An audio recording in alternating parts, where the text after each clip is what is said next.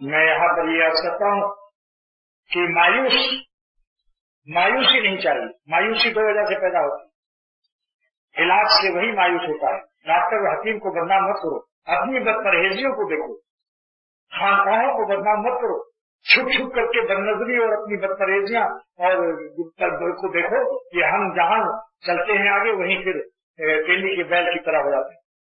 आप बताओ, 21 मुर्गी का सूप पी रहा है एक पहलवान और 21 अंडे खा रहा है, 50 सेब का रोजाना जूस पी रहा है, मगर जूड़िया बाजार से जहर भी खाता है।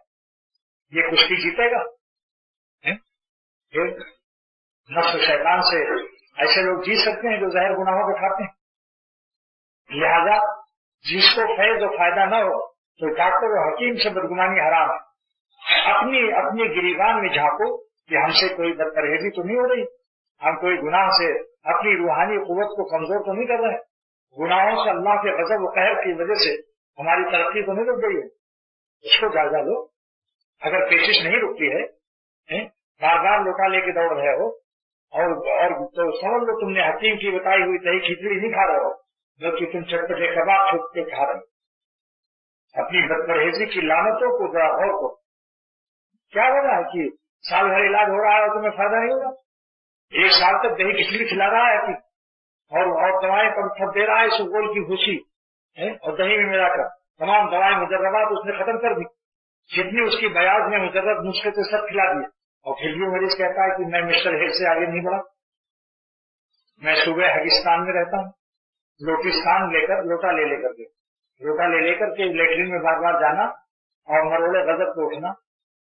तो हमारी हुकूमत कहाँ है? लोटिस्तान से हगिस्तान तक। अब वो कहे साहब मैं क्या बताऊं, हकीम साहब की दवा फायदा नहीं करती। अरे सालिम, अपनी बदपरहेजियों को तो लानत भेज। तू तो खुद नहीं चाहता सेहत। अगर तू सचमुच का अल्लाह वाला बनना चाहता तो अब तक कहां से कहां पहुंच जाता।